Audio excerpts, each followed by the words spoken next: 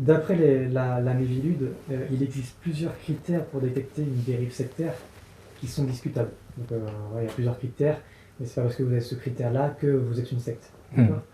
Par contre, il y en a une qui revient dans tous les cas de secte, pour la Miviludes, c'est la déstabilisation mentale. Donc la déstabilisation mentale est toujours présente dans les cas de dérive sectaire. Alors est-ce qu'il y a ça justement, parce que quand on parle justement des allégations sur la Chine, etc., on pourrait se dire mais là il y a déstabilisation mentale.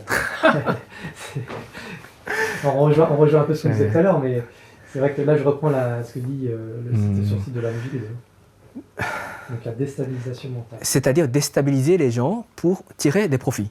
C'est ça un petit peu. Et pour emprisonner leurs esprits et puis tirer des profits. C'est un peu ça.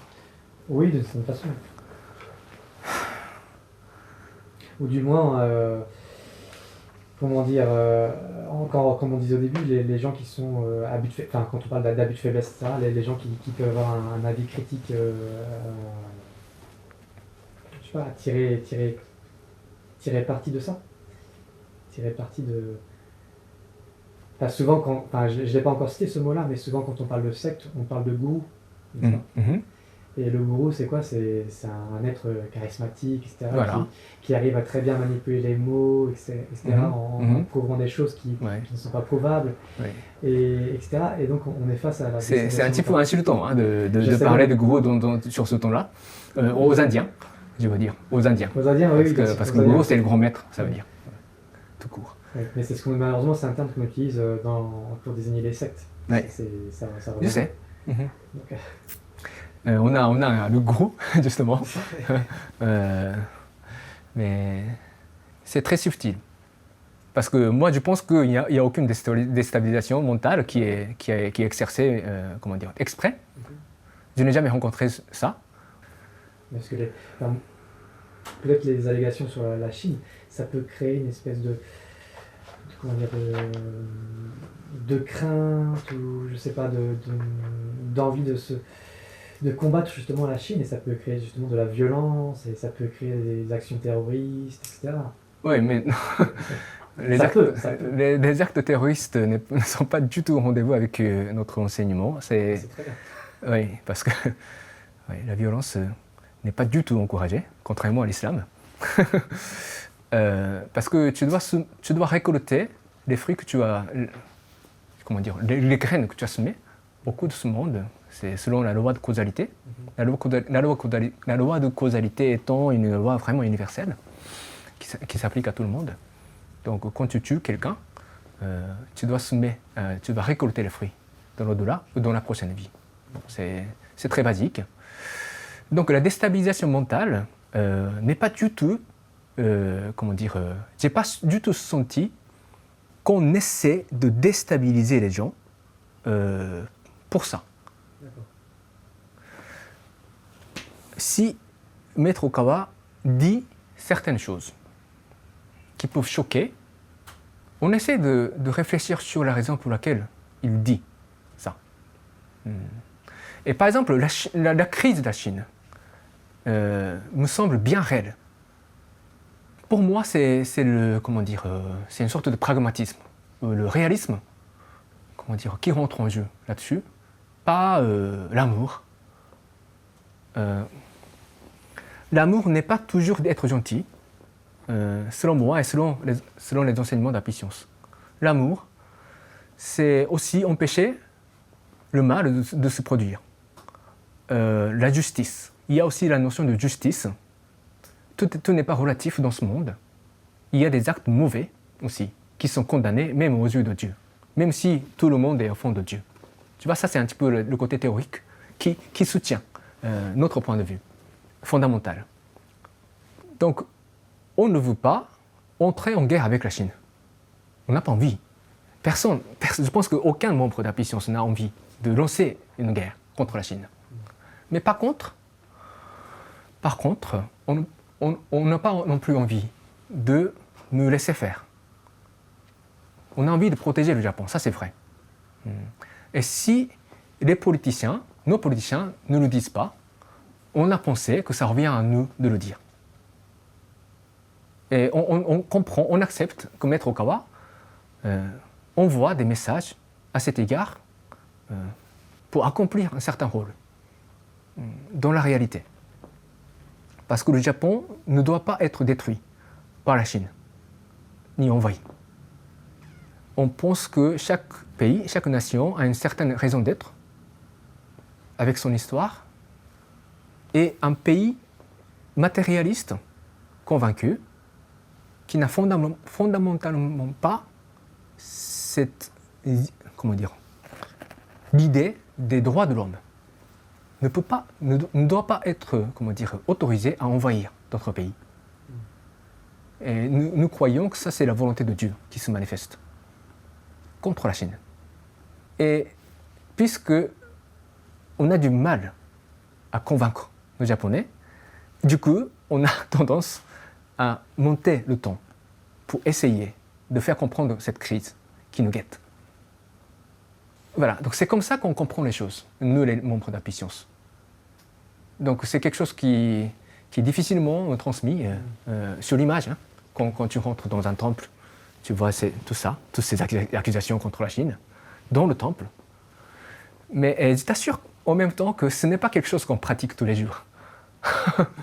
Oui, justement, de la déstabilisation, pour revenir à cette question de déstabilisation mentale, on enseigne comment retrouver le calme dans le monde intérieur.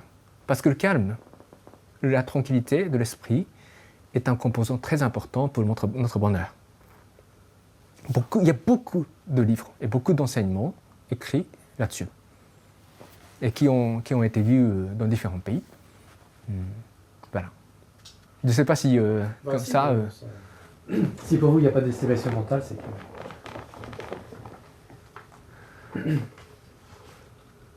Tu sais, par exemple, s'il y a quelqu'un qui vient de découvrir Apicience, non pas cet aspect politique sur l'actualité, mais par exemple avec des livres comme La loi du soleil, et s'il vient au temple, et s'il n'écoute que ce type de choses depuis le début, il va nous quitter, forcément. Et je comprends parfaitement. Et je pense que ce n'est pas une bonne manière de faire. Parce que ce n'est pas non plus l'essentiel de Apicience. Maintenant, il y a cette urgence qui nous pousse à parler beaucoup de ça. Tu vois, on sent l'urgence. D'accord. Mais l'autre n'est pas préparé à cette urgence. Oui. Et l'amour, pour revenir à la question de l'amour c'est comprendre. Enfin, d'après les enseignements de Maître Okawa. L'amour, c'est comprendre. Aimer, c'est comprendre. Donc, quand on essaie d'aimer cette personne qui vient de visiter notre temple, moi, j'expliquerai Apicience différemment. D'accord. Au lieu de parler depuis le début de la crise de la Chine. Tu ne comprends pas suffisamment, je crois, en matière de la situation critique du Japon concernant ce danger imminent de la part de la Chine et de la Corée du Nord. On n'arrive même pas à changer la Constitution qui nous interdit d'avoir une armée. On a une armée en réalité, mais on n'appelle pas une armée parce que c'est interdit dans la Constitution. Donc c'est une contradiction absolue que nous proposons de réformer. Mais rien n'est fait à cet égard, pour des raisons électorales. Donc nos politiciens ne sont pas très motivés là-dessus. Et on soupçonne que beaucoup de nos politiciens sont rachetés, comme c'est le cas dans beaucoup de pays. La corruption, ça existe toujours dans les pays démocratiques. Et il y a des nations qui en profitent. Je pense que